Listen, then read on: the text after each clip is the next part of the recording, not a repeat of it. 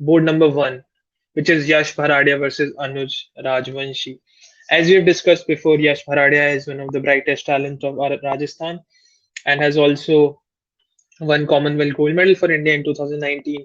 Has stood sixth in the uh, Asian under 10 and also national under 9 bronze medalist, and also have performed exceptionally well in the 25 nationals. And he has FIDE rating of 1670. And on with the black pieces, we have Anuj Rajvanshi, who is the premier and captain of Neo Clinic, whereas Yash Bharadia is representing Somani Hospital. Let's see if I can. Yeah, Mr. Dr. Anuj Rajvanshi is a nephrologist in Jaipur. Earlier worked at Narayana Hospital and Mahatma Gandhi Hospital. Dr. Rajvanshi has played at university level nationally and has a play chess rating of around 1900, which is not bad. The games have kicked off and it has started with a unconventional opening, e4 and c6. And I don't exactly remember the name of this opening, but to my understanding, this is not the best way to play with black pieces because you're not developing your pieces. I mean, you're not controlling the center at all, and because of that, white just takes control of the entire center. After that, they played d6, I assume.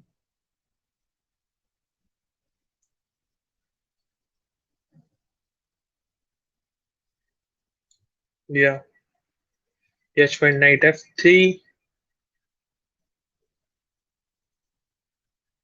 and they have played b6. And then Yash went ahead with the pawn push. So that is somewhat overextending his pawn chain, but maybe he's ready to take the challenge against black's provocative play. And now white has some space at least. And black can claim that he can start attacking the pawn on d5 and say that white is overextended. But I think white is definitely much better here because black is underdeveloped and he again has to move his knight, and then we can just go on developing our pieces with maybe bishop e2. As much as we would love to play bishop c4 and d3, but the pawn on d5 gets loose, and also c4 the bishop does not have great future. So one thing I struggled initially in my chess career was to not put my bishop on e2. It seemed too passive, but sometimes it is in fact the best square for the bishop. Here, the case can be different though. If they go back with the knight, c4 can be played, but I think they have uh, already played queen e7 check, which I think will be very well met by bishop e2.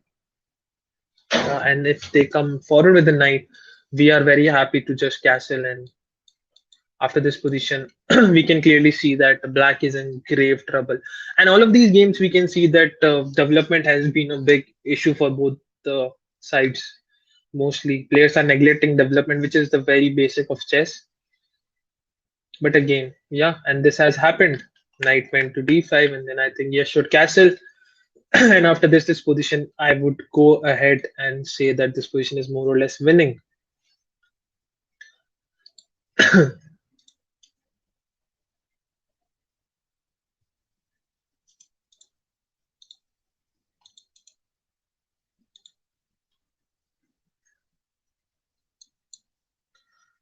Mm.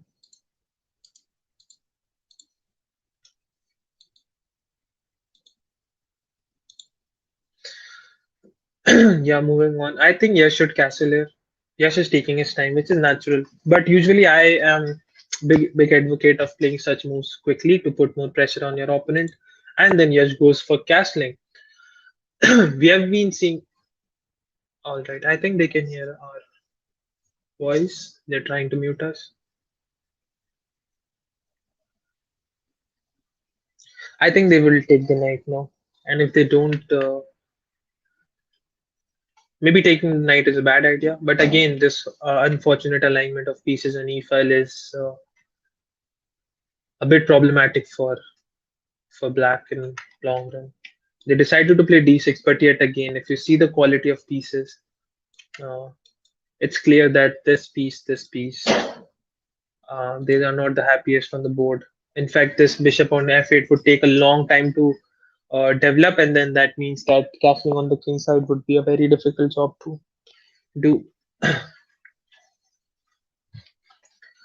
Mm, and the board has gone totally blurred. I think Yash has not made his move. Yeah. So one thing yeah, Yash has already played rook e1, which is a very good move. Developing. So now you see the Yash in his uh, best form. He's developing his pieces, not shying to, not trying to go away out of his way to just punish his opponent from the very start. Now he has a very strong pawn on d5, very good position, and now as Black just calmly played bishop b7. Wow. So now they must castle long side, otherwise it makes no sense because they have not developed their king side at all. But maybe now bishop b5 check is a move to look out for. Yeah. And yes, played bishop b5. This is some big problem now because moves like uh, takes and d6 would come. Yeah, that is definitely a problem, big one. How to deal with this check? If you move your king, then okay, they move the king, and that can never be a good move.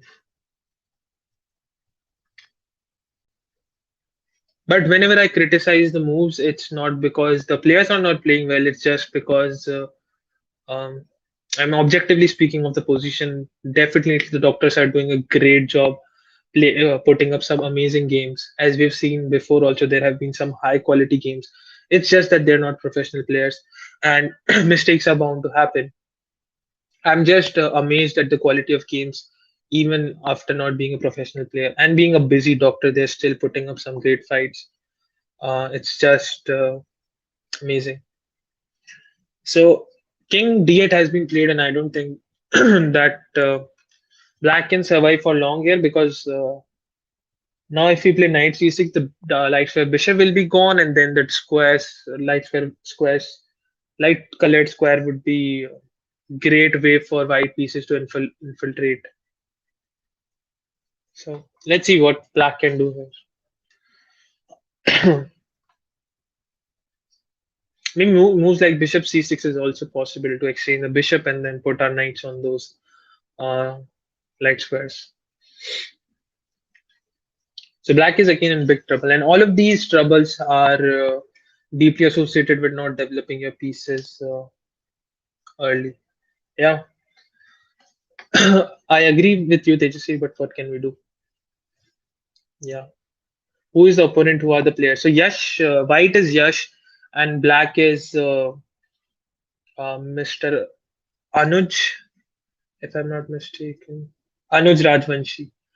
And yes, the game is a little bit towards Yash side, or we must say that Yash is winning already.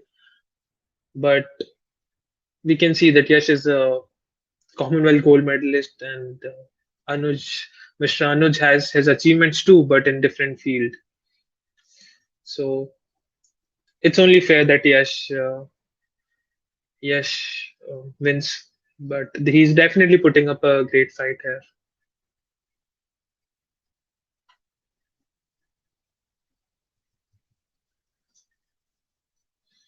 So do you have any idea?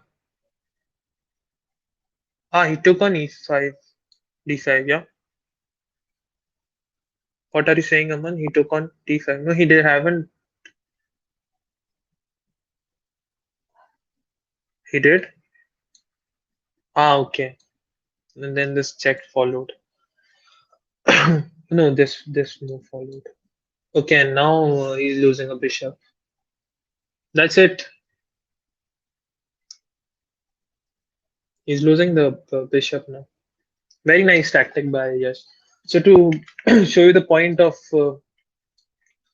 uh, Yes move is that you cannot take the pawn, which I did not mention before because it was obvious to me, but it's just a nice tactic now. Your bishop and your rook are attacked by the bishop.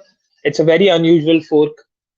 Forking a bishop with a bishop is not a usual sight, but that is because we have another tactic on our way, which is a knight fork.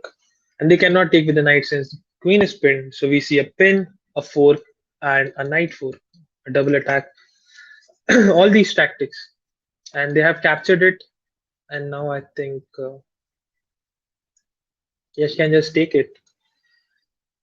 And once they take it, you can just capture the queen.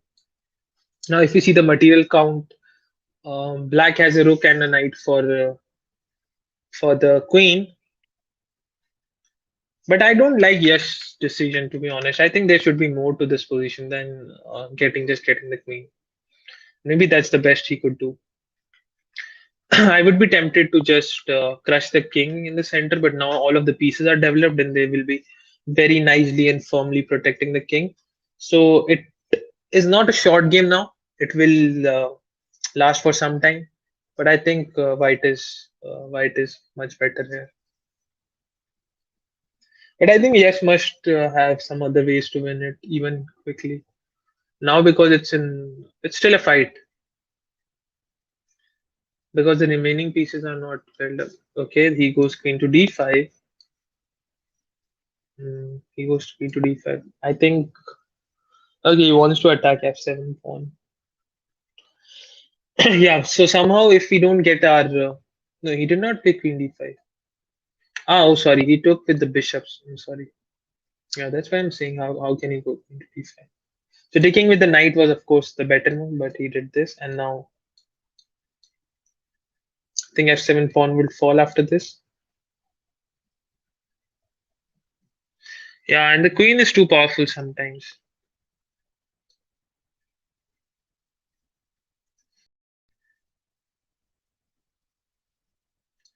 No, no, Tejasvi, he played his bishop to d7. That's what I was thinking. How can he go knight queen d5 here?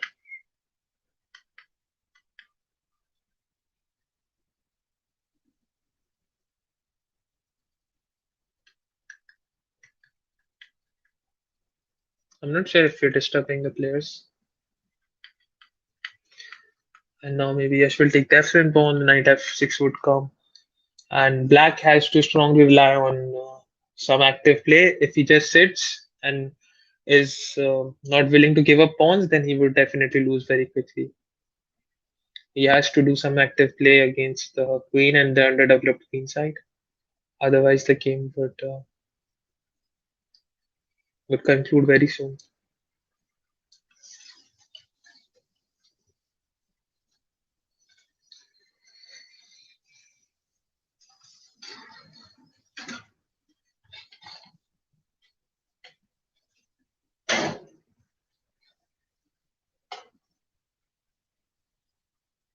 Yes, she's thinking.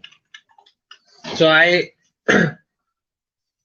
if he has gone queen d5, then now knight c3 does not make much sense to me. Queen f7 is the way to go here. But I can understand he wants to develop some pieces now. I think he should have developed his pieces before moving 25. I definitely agree. But I think he thought something concrete is there, and that's why he went for this. And now, if he doesn't take f7, then it is confusing to me. That why would you go to d5 if you're not capturing the f7 pawn? Either you go capturing pawns or either you develop your pieces. And I would have gone for the latter, but Yash went for the queen d5 line, so I think he would just capture the f7 pawn. Maybe he's rethinking his choices. So one thing to keep in mind in chess is that you should have clarity of thoughts. If you have gone for queen d5, of course your play is demanding to. Yeah, he goes for bishop g5, but I don't think that's a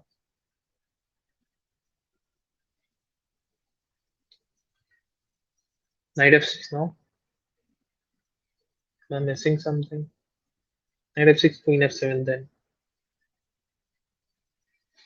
Okay, maybe. Yash always makes different moves than what I suggest. That is what I've noticed so far.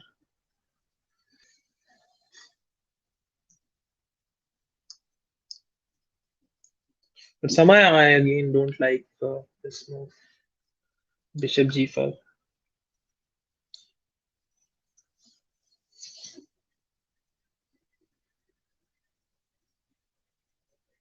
And knight f6 have been played. Maybe I would also consider taking the bishop on g5. There's also this annoying move queen f5 check in the position sometimes. Okay, let's put the position up, the live position.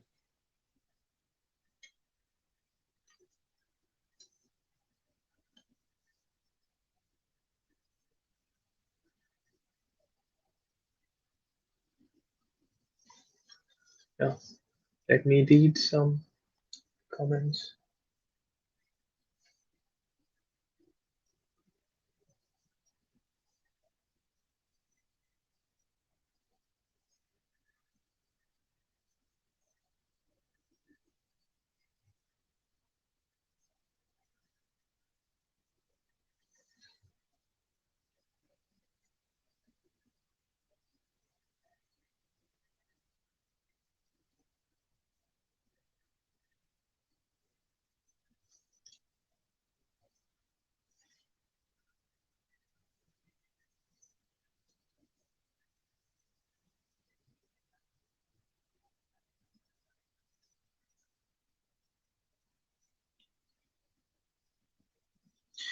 Now it's hard for us to see the board. I think it's Yash move and Yash will take the pawn because that's the only way to claim advantage. I think he could have taken the bishop. That is one way.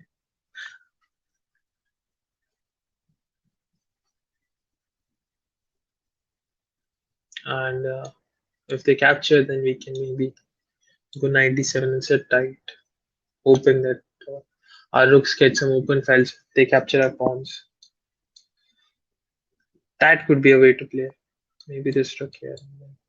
Getting both the rooks open, which is of course lost, but at least we get some chances. So, although none these are not realistic lines. One thing I am still struggling with is that could I do something else here? Maybe just f4 is winning on this spot.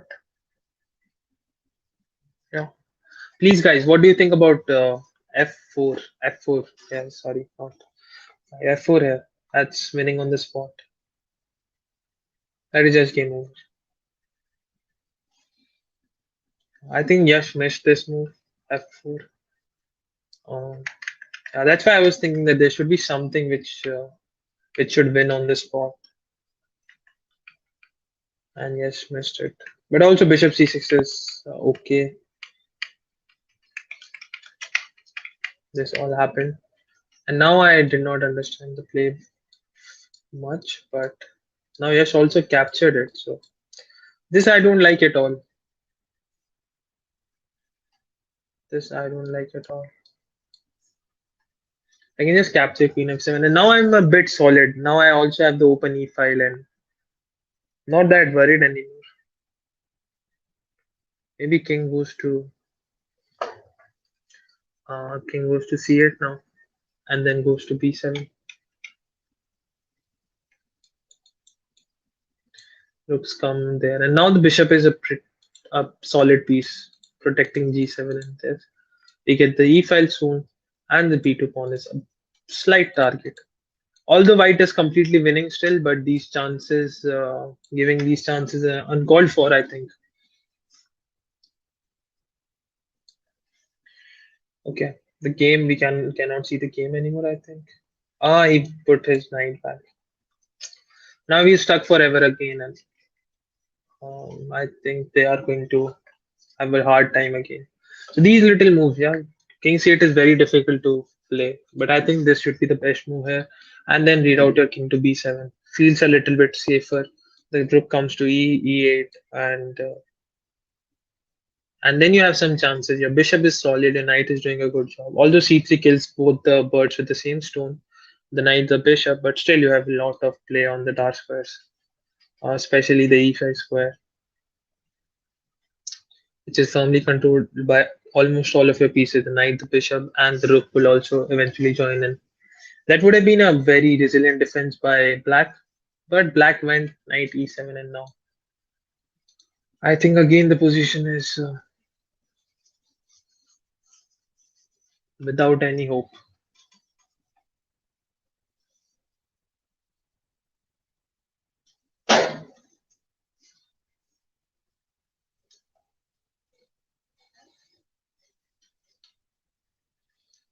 No comments. Any comments about the game? What do you think about the move king b7, king c8? Is it a good idea? Yes.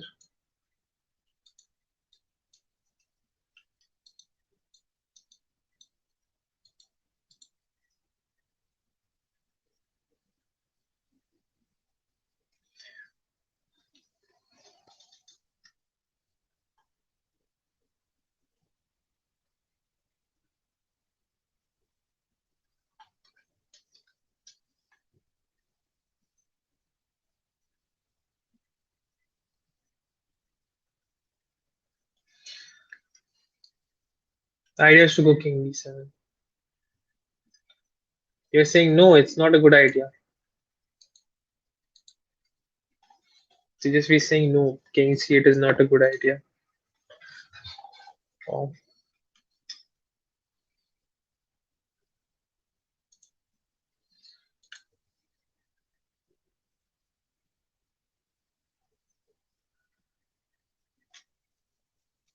I would stick to my assessment, and I think king c8 is a good idea, and then we can go to b8. Yeah, the idea is to go to b7 Tejasvi. Okay, let's see what happened in the game. I think this followed. Knight came to c3, the rook came to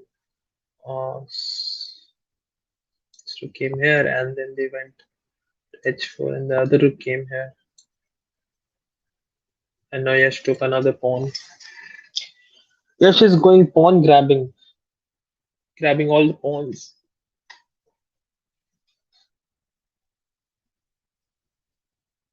It's understandable, but development is very important. If he had developed his pieces way back, he would have had a little bit more advantage. But this is also fine. This is perfectly winning. Um,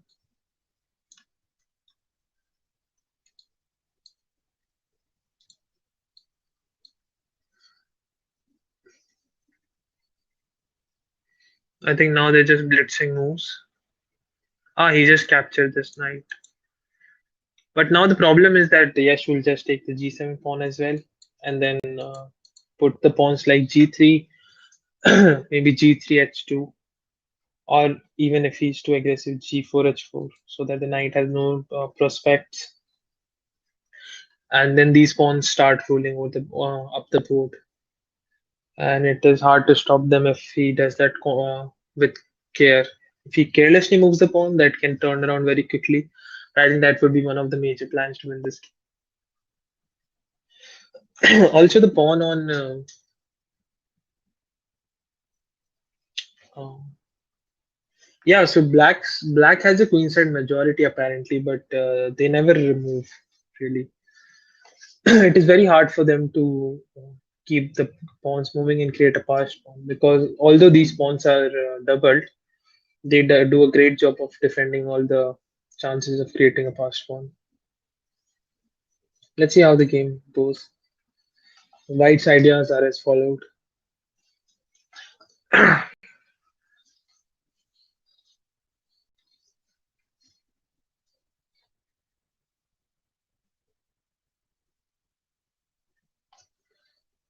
Camera is.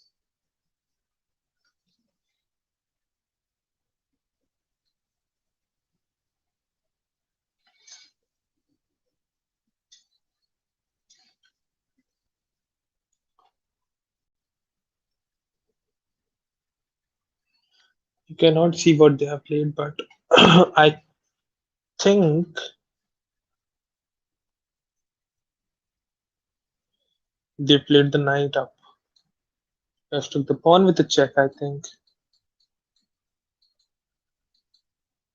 They went back with the king, and now they're going to b7, I think, which should have been the idea all along.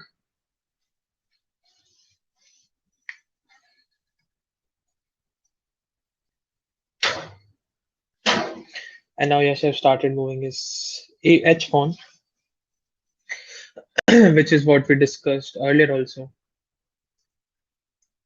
And putting these pawn to g3 and f2 h2 is a h4 is a great solid positional structure for formation for these pawns, and eventually we can start moving whenever it's appropriate for us. But and black can never really reach f2 if he pushes all his forces to f2. Then this pawn runs, the h pawn runs, because the king is fairly far away. So they come up with the knight. That's a good move, putting the knight to a central square. But and there are some tricks of putting the rook here. Giving a check, giving a check, picking up that pawn. Hello, Gautam Kataria. Yash comes back with his queen. You get that. That does not look too appealing. Let's read out some comments.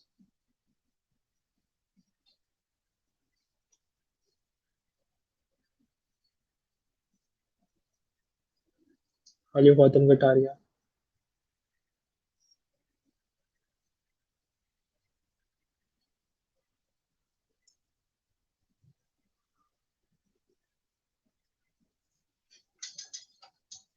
How about knight f3 check here? Ah, they did not do knight f3 check. Knight f3 check would be an interesting try, but the position is nevertheless lost because they would not, of course, not take it. But the point is, this is a tricky move. If they go there, we can just grab this as well. If I'm not blundering anything, this could be a fight. So what about knight f3, guys? How is knight f3? If although they have missed it, but how was knight f3? They have to go there, but then we have this check. What am I missing here?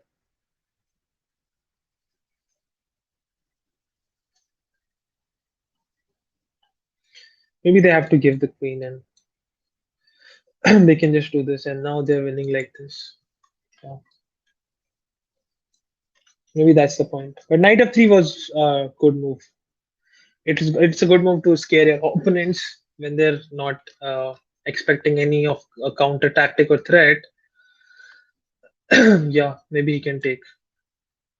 So basically, this is a good move when you want to scare your opponents. Maybe it's blitz or a rapid game or even a classical game. That can be a last try. But they did not see it, I think. They went here. And the king went to b8, putting the king on a safer square. The pawn started moving in. Yes, again, not developing the rook.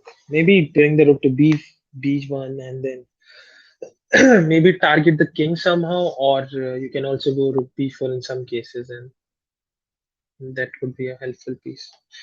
But maybe the rook is needed on the first rank. Who knows? Maybe the rook is perfectly placed on a1. It just feels a little odd to not develop any of our pieces, but I guess that's okay. This has been played. Yes has played a4, so that's a weird move. Now if I played knight f3 check.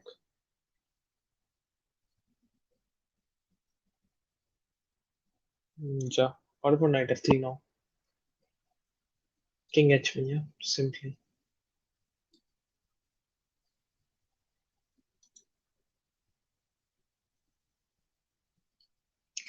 Knight f3 is on the board. King h1 will be played, I think. Is it easy to stop? No, it's not easy to stop. Three pawns, that would win for sure. because the point is that the three pawns are getting connected to, right? Knight f3 and the three pawns are again getting connected. If you ever want to take the queen, then you have to make them connected. And king, they can actually force you to do that. Even in the worst case, you can only do c2 pawn, but this h pawn just starts running. Maybe you don't have to stop, but it doesn't harm to stop the pawn. And now I think this pawn is unstoppable. So in that case, this was not easy to stop. So that was the reason why they could not do that. The game followed rook g8 and all of this. Knight f3 king h8 is played.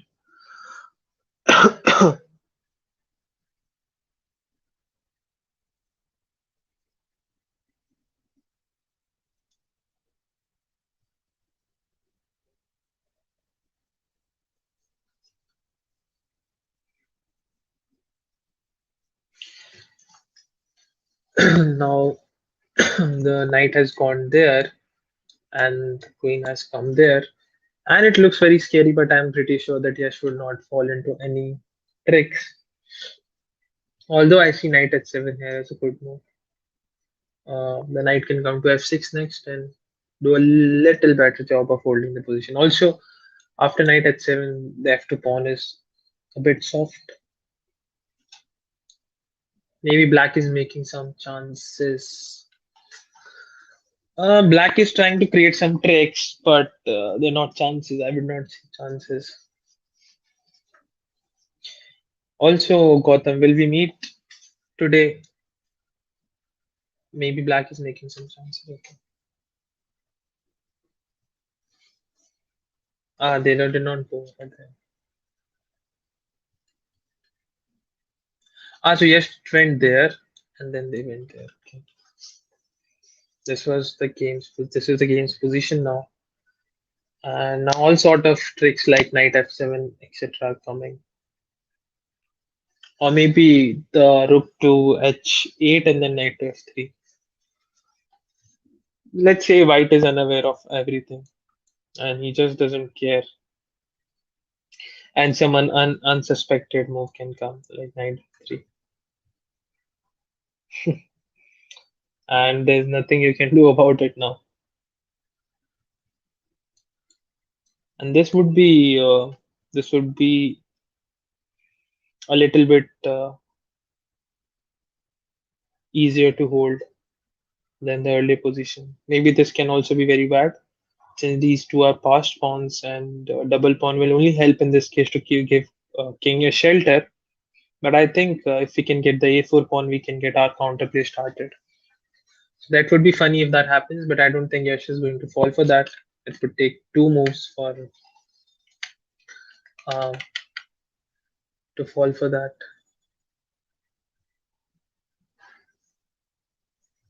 What Yash played, Yash brought his rook to e1, which is a very good move. Let's go for the trap. Let's go for the trap. Why not? I think rook h8 should be played. The knight f3 trap is too tempting to shouting to be played. Four people are watching. Who are these four people? May I know?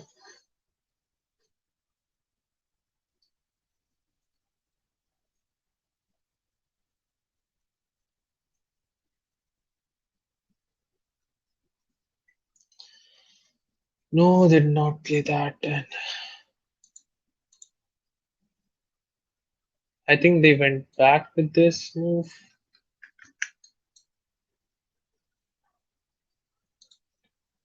And then yes, just came in. But now can I go to catch it again? They take it. Uh,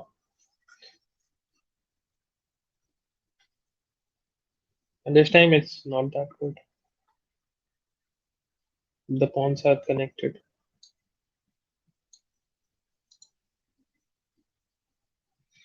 How was the trap knight f3 Gotham or Arun, whoever it is?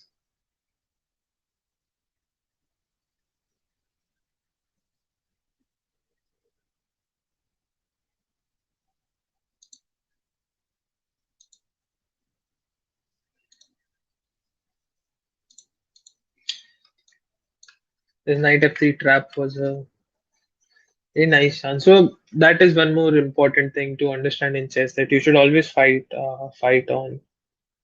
There can be bad positions, but you can always do a comeback if you're alert. There are always pitfalls to fall in for a player who is winning, especially. They tend to forget that they're winning. Tend to forget that opponent can also create some threats and usually get careless. And then they're caught off guard. Uh,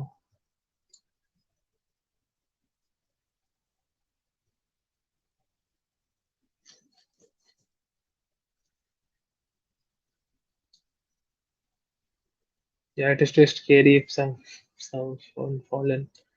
Correct. Especially these are known as swindles, and they happen because the winning side gets too reluctant or complacent that this position is going to win by itself. We don't have to do anything, and black cannot do much here because since we're winning. So in such cases, these move comes as a shock, and then after that, you can even lose, forget winning. Now I see a position entirely different. The f2 pawn has fallen or something. Maybe they played this, and then knight came here. This I don't understand by Yash. He's losing all the grip on all the squares. Maybe just h6 now. H6, but rook f6. Oh, rook f6 now. But then h2. Just in time.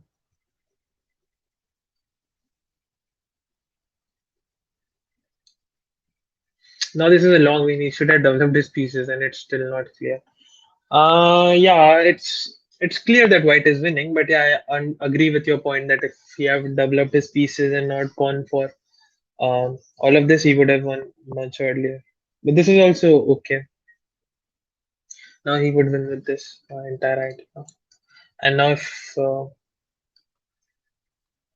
we just play this attacking the knight and the threat of rook b, the game is over. And we can also take the piece, but rook b7 looks much cleaner. Although there are some moves like this. Yeah, everything is winning here. Maybe this is also winning. Get a check, and then this. Oh, they cannot even take the pawn on h2. What am I saying? Yeah, then it's over. H6 and h2 comes, and game is over. H6 has been played. Now h2 will follow, and the h2 pawn is also protected by the rook on h7. Sorry, h7 pawn is also protected by the rook. So that's more or less over.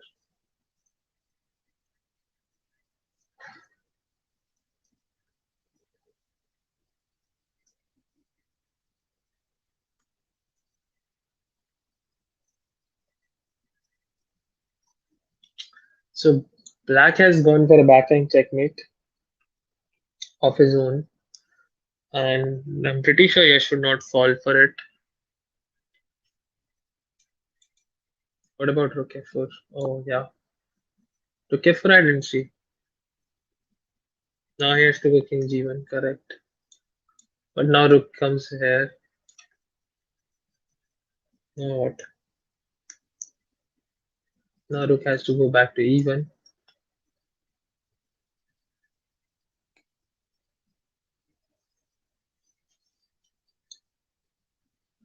Was a mate. Where was a mate? You want to do a back rank checkmate again, Tejasvi? That would not be a good.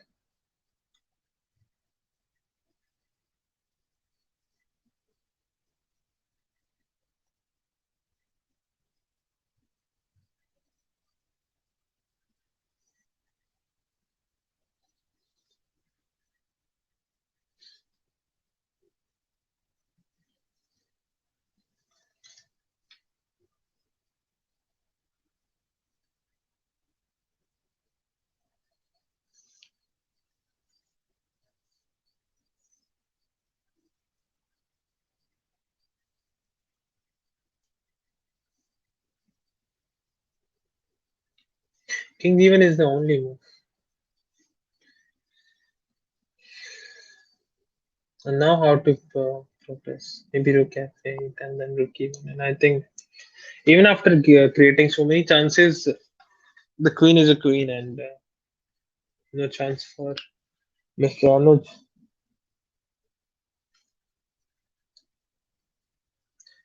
When he played rook f4.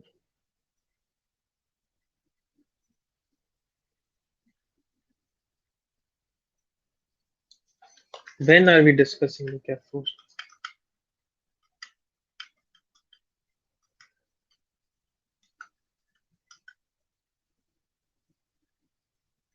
He comes back with the rook. That does not look like a right move.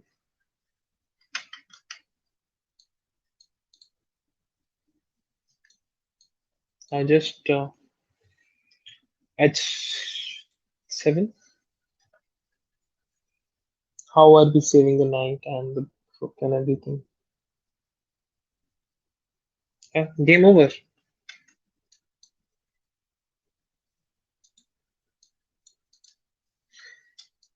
Both of the pieces are hanging. The threats are numerous threats. I think we will see a resignation.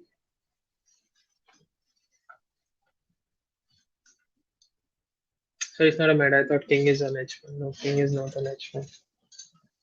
King came to and we saw the resignation. That's it. Yes, she's saying this more, but the rook just comes back.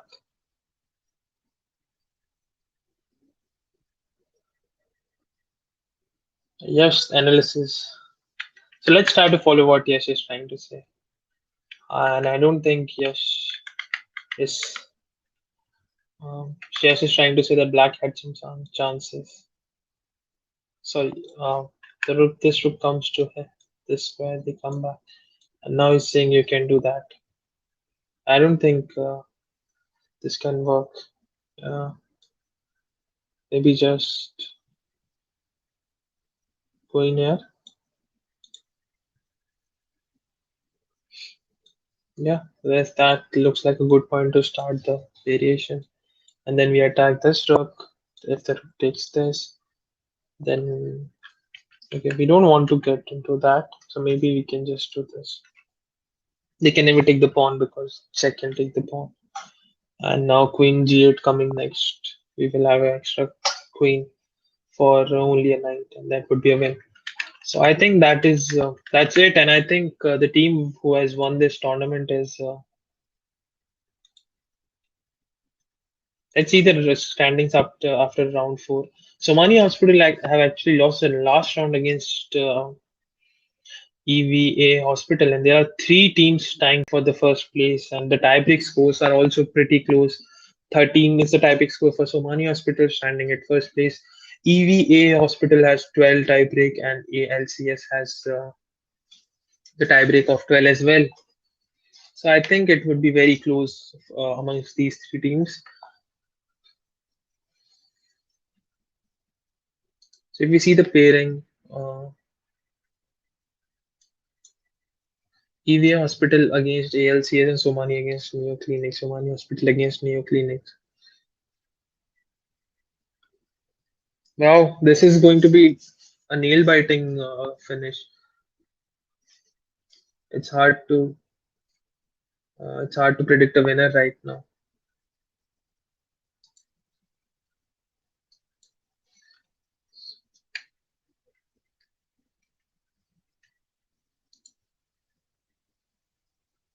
Who won? Yes, won, and I think they have stopped sharing the board. So we can also stop the streaming now. I think the rounds are over. I'm not sure if we're going to have any interviews.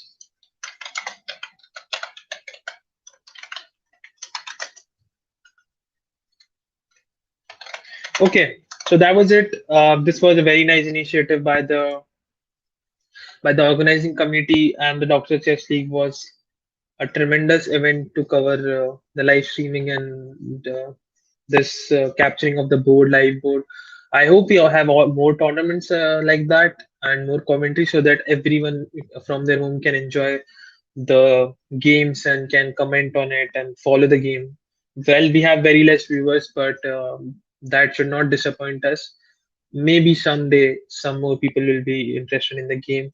But for now, I think it was an amazing event. Doctors, being doctors, they still played like very good moves and some great games. They're actually very strong players if we see their rating and their online ratings.